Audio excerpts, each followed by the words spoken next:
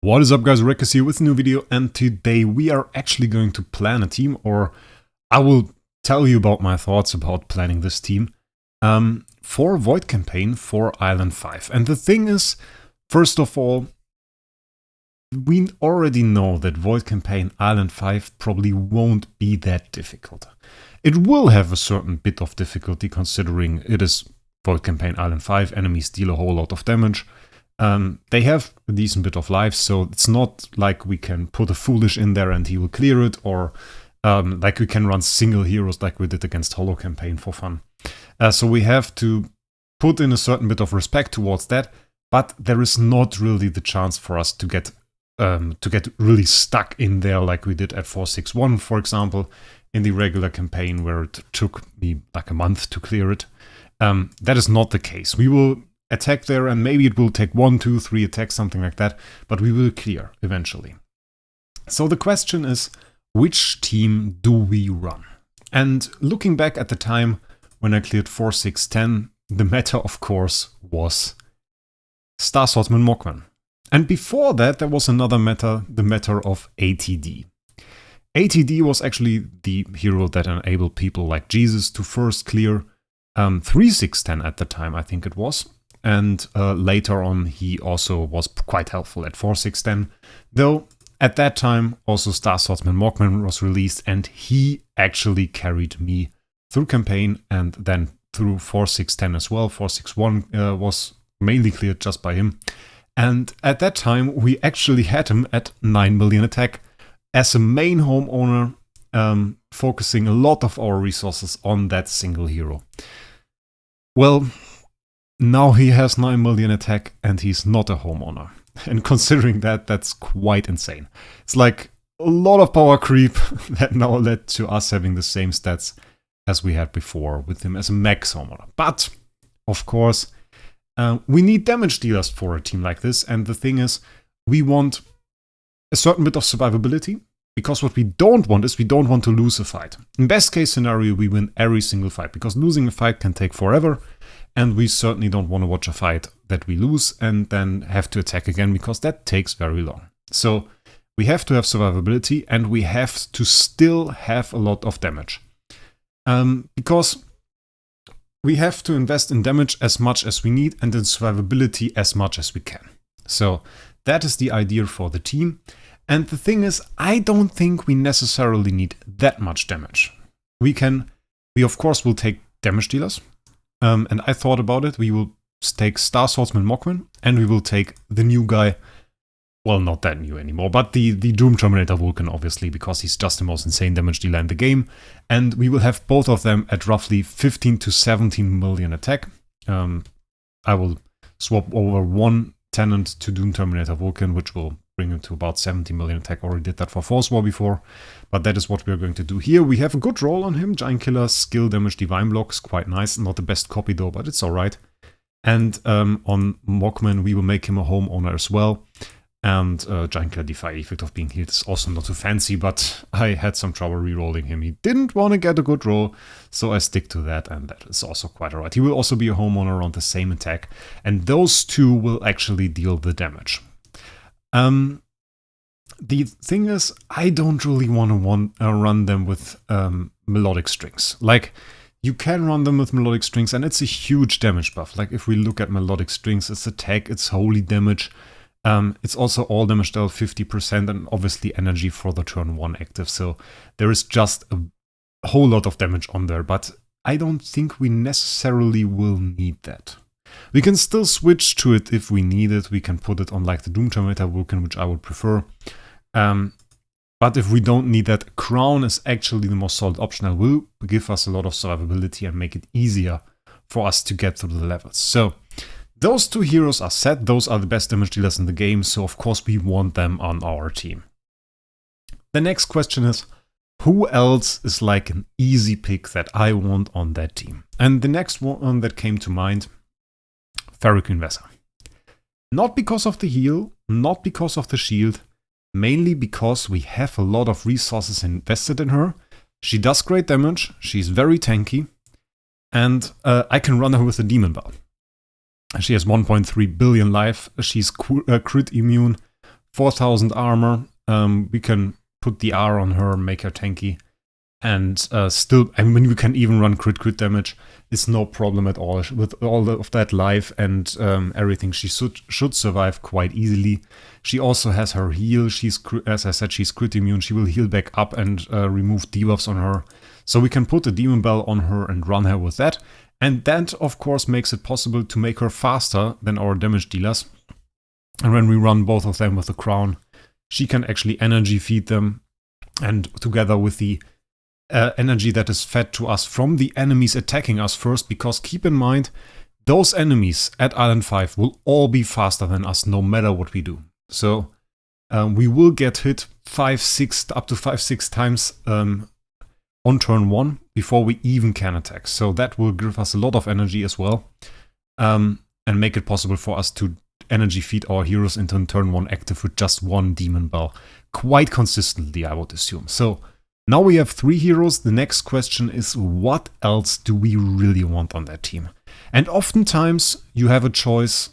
Well, not really a choice. You either go for full burst and that works out, or you later on usually add some CC into there and you have 2 choices for that. One is LFA, one is Starving Jarrah. LFA has quite the interesting CC whenever an enemy dies, increases self-crit damage and 100% chance to inflict fear by gaze on all enemies. So his main part of the CC is actually happening when an enemy dies. He can inflict CC with other means with his active and basic too, but oftentimes this is the part that plays the biggest role. And for me, LFA was always kind of the hero that you would use if you were faster than the enemy. Like if you can get a kill before the enemy can even attack and hinder them from attacking by just inflicting fear on them and hinder them from attacking at all. We can't really do that in campaign though. The problem with that is we are slower than the enemies, so I don't really like that. It can still be good, it can still drain energy, can still be nice, but usually I would prefer Starving Jarrah in that case, because she just inflicts more CC, she has some nice benefits to it, like keeping them from healing, which is quite nice, keeping them from gaining additional energy. Together they are strong as well, though that would have been an option as well. But I actually want to go for something entirely different. The thing I want to go for is something I thought about a lot. And I tried it a little bit during last Force War against the bosses. And the combo is actually a combo of 2 heroes. And the combo is MFF and Phantom Defier Lena. And it's like something most people say is, yes, 90% of all PvP teams. Nice combo, nice trick. Wraec's not really that impressive, but the thing I want to use them for is not like the CC removal and the all damage reduction, which are both nice and will both be very well appreciated on that team. Additionally, we have some control immunity from Phantom Defier Lena, is definitely huge, so we get some good buffs, yeah. But what we also get, dodge. And dodge is very nice. We can inflict Mirage Pollen here, so all enemy attacks have a 35% chance to be dodged. And then we have Phantom Defier Lena. And if we check that out, we have Mystical Whale, and that can be applied up to 3 layers of. And that will give us Shadow Lurk, and Shadow Lurk is 15% dodge. So we have 45% dodge. And during some attacks I did in Force War, my heroes dodged like 5 attacks in a row. Not getting any damage, not getting any CC, not getting any debuffs. And that was really quite nice. And that is something that is like the backup plan, because our main plan is obviously burst. And then we have the backup plan of dodging just everything. So, stage 1, we survive turn 1 by just having crowns. We get hit, we burst, and then we have our dodge combo. If we want to go to turn 2, we can do that. We will dodge everything. We will have a lot of CI, we'll have a lot of L damage reduce. All of that good stuff will be available. So now, once we have that on our team, there's only 1 slot left. And one thing we didn't consider yet is actually which core we want to use. And yeah, I mean, like, we already maybe thought about it. Still, like, the best core for campaign, in my opinion, Star Alchemist Holmes Young. And we will run him just for his core on that team, because, as I said, we will get hit up to 6 times per hero, and his core is just insane for that.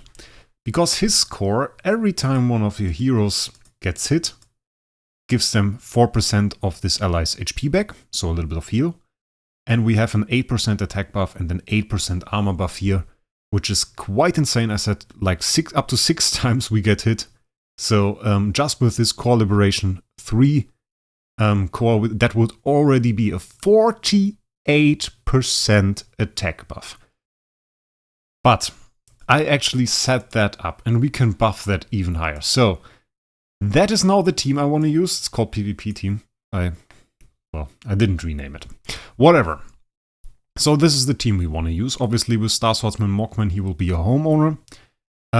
He will be faster than the Vulcan. The idea is to have the speed order of Ferguson, to then have Phantom Defier Lena. She doesn't trigger a whole lot of counterattacks, just hits 2 enemies with the highest attack.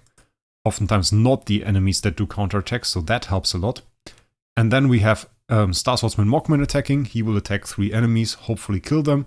If we had Vulcan, or let Vulcan attack first, he might take off one of the heroes with Omen of Rift from Star Swordsman Mockman and actually reduce the damage Star Swordsman Mockman does.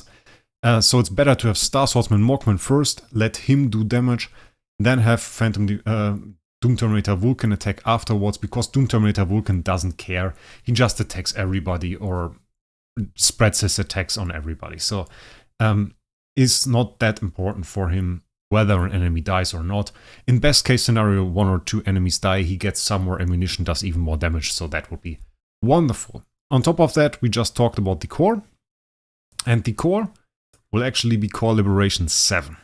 I sadly don't have the Phantom Defier Lena core, but we have noble cores on all of our other heroes, which means this won't be an 8% buff, 14.4% attack, which also means it's not 48% if we get hit 6 times, it's actually 86.4% attack, which is insane.